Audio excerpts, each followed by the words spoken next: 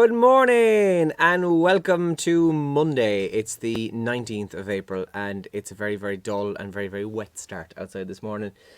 Yeah, it's a dirty morning out there, to be honest with you. We're going to see further showers across many parts of the county this morning and certainly into the afternoon and evening. Temperatures today, they'll get up around maybe 12, 13, maybe 14 degrees in places. And there will be a slight kind of easing of the rain into the afternoon, but certainly we're going to see plenty of showers today. We were due, to be fair, Saturday, Sunday. We got a bit of it Saturday. We kind of skipped over us a lot for yesterday, but certainly it's going to hit us today. But I think later in the week it's supposed to be kind of half decent again, so fingers crossed that is the case. Now, it's Andrew here. I'm on my own this morning, and the reason I'm on my own this morning is because Elaine Kinsella is off, and she's off because she's actually making her television debut today. So we wish Elaine the best of luck. She'll be on with Dahi on RT1 at 3:30 today and tomorrow. So that's where Elaine is. So we wish her the best of luck. It'll be a good crack. I'm assuming she's not up watching this video right now because she should really be asleep. If you're not Elaine, good morning. So that's where she is, all right. So, but look, we've got the usual bits coming up on the show as normal this morning, including a look at the papers and the front page of the Irish Examiner. That's a really kind of interesting photograph there. Graves dug up to cope with Brazil's 370,000 COVID dead. Like, while things are improving here in Ireland, thankfully, things are just absolutely dire in parts of Brazil right now. An aerial view of graves for COVID-19 victims in a cemetery in Manaus in the Amazonian state of Brazil.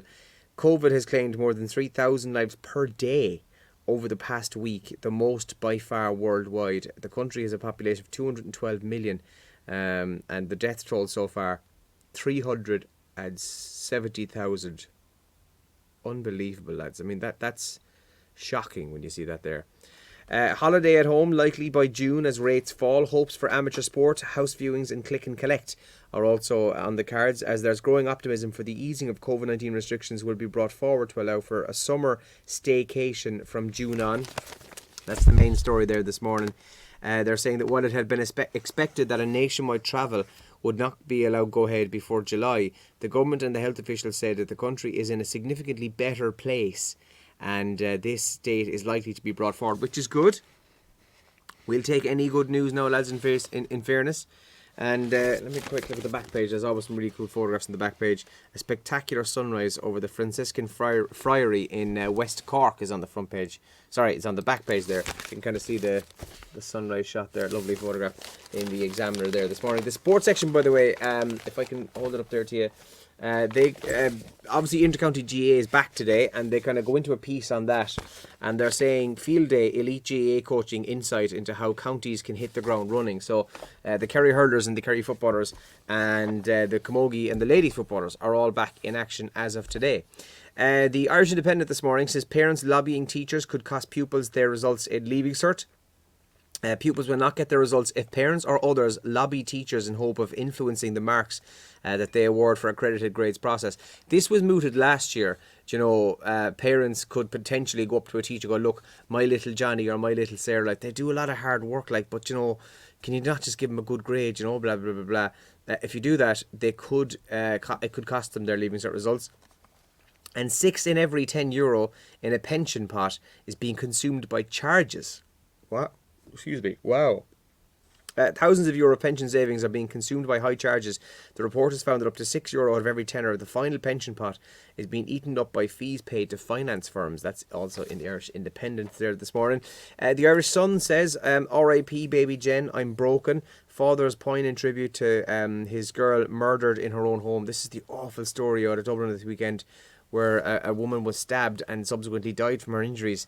On Saturday, I think it was. Awful story there. Mary Lou, sorry over IRA killing as well. She gave an interview to Times Radio yesterday where it's believed she said sorry for, not on behalf of the IRAs, by the way. That's kind of a very misleading headline, but she said sorry, I suppose as a human, for the murder of Lord Mountbatten, the uncle of Prince Philip, back in 1979 in County Sligo when he was killed in an explosion on a boat. And in the back page of the Sports this morning, Arsenal 1-0 with Fulham. Man United beat Burnley 3-1. There's more in the sport as well about the Premier League, which we'll come back to in just a second, but that's in the Sun there this morning. The Irish Daily Mail says extend jab gap to open up for summer. Health Minister's idea follows weekend gaffe. Stephen Donnelly is exploring a new plan to save the summer, which involves extending the gap between vaccine doses so more people can get some protection against COVID-19. That's on the front page there. Have lots of girlfriends, but no snogging at my funeral. This is kind of, it's very sad, but a lovely piece.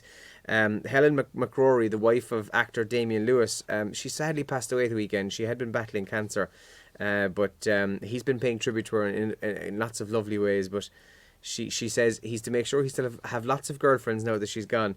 But no snogging at her funeral. Just it's very sad, but kind of still a lovely tribute that he paid to her online over the weekend. That's in the Irish Daily Mail this morning. Now, some of the top trends we're waking up to this morning. The top two trends right now in Ireland are European Super League and Gary Neville. Now, if you missed this news, it kind of half broke yesterday that there was an announcement due, and then at about 11 o'clock last night it did actually officially get announced. So there's going to be a European Super League, kind of like an alternative to the Champions League, and 6 English clubs have signed up: Man United, Spurs, Liverpool, Chelsea, Arsenal and Man City. Okay, they've all signed up along with Real Madrid, Barcelona and Atletico Madrid, and then AC Milan, Juventus, and is it Inter Milan? I think it is. 12 clubs anyway across Europe have signed up for this European Super League, and just to put it into context, the clubs are going to benefit of about 3.5 billion euro each out of this deal. However, there's been a lot of pushback and a lot of backlash because UEFA haven't sanctioned it. FIFA have yet to give their announcement on it. The Premier League and the FA in the UK have absolutely shot it down big time, and the fans are not happy at all. It's all about money, this. So the idea is that there's the 12 founding clubs. They're saying it'll be up and running by August. There will be 3 other teams they're saying will be joining shortly. Now, apparently Bayern Munich and Borussia Dortmund from Germany both turned it down. The French teams also turned it down. So I don't know where the other 3 teams are going to come from.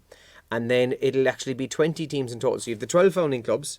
There's 3 more to be added. And then there'll be 5 teams added, kind of qualifying just like they would out of their own domestic leagues to play in this version of the European Super League. It's essentially a different version of the Champions League.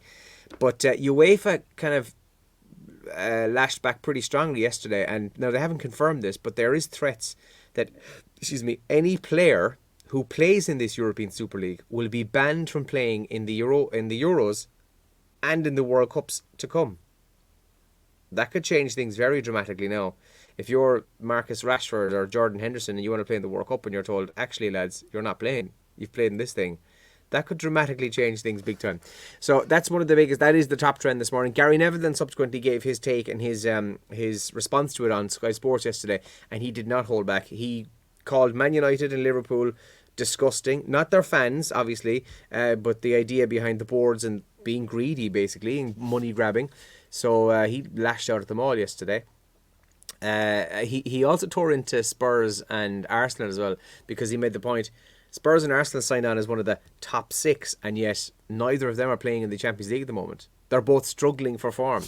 But anyway, that's a massive story that broke there late last night. Line of Duty is trending this morning. Now, without any spoilers, I promise, if you haven't seen it, please avoid Twitter today. If you're on Twitter, do not go anywhere near it, because Line of Duty will be ruined for you. But the latest episode last night was just, like, last week was probably the best episode ever. Last night was not far off it. Amazing stuff. It's just such a good show. And Reeling in the Years was on as well last night, and they were on 2011, the year where we saw the IMF in. Rihanna was dancing in a field in County Down. The Queen visited. Barack Obama Plaza was opened. Loads happened. 2011, Reeling in the Years last night. Those are the top trends we're waking up to this morning. How's the begin, by the way? I want to show you a photograph. Hang on. I took this. Hang on. Bear with me. I'm just going to load in a photograph here that I took yesterday. Is this it? No. Where did I put the photo? Sorry, no. I thought I had it. I didn't. Ah, that's disappointing. Can I show it to you on my phone? I can't. Hang on. I took this photograph yesterday in... Oh, hang on. I can send it here. Sorry. 1 second. I just want to show you this. I was out and about yesterday. I was at the beach, and I took this shot of Valley High Beach. Such lovely... The place all yesterday. you wouldn't have known. Like, it was just, okay, 1457. Sorry, now with this. Maybe we'll just put that back there. 1457. This is real amateur stuff here, isn't it? I had it lined up to bloody load it in, and sure, just before we went live, then I forgot to load it in. 1457, 1457. Where are you, you bollocks? There you are. Right, it's not the most amazing photograph now after all this, but we just did a bit of a tour yesterday. We went to Ballybunion, Ballyheigue and Banna, but I took this shot yesterday, and I just thought, just amazing. Because even though it wasn't a bright and sunny day, still ended up getting a pretty cool shot. Yeah, we went to visit some of the beaches yesterday. Good crowds about, not packed no by any means, but it was nice. So what did you do for the weekend? Let me know. Did you take any photographs like that, or did you do anything special?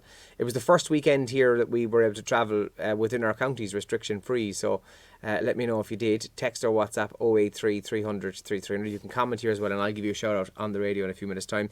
I'm going to rock on because we have a busy show lined up between now and 9 this morning as usual, so I'll talk to you in a few minutes. Have a good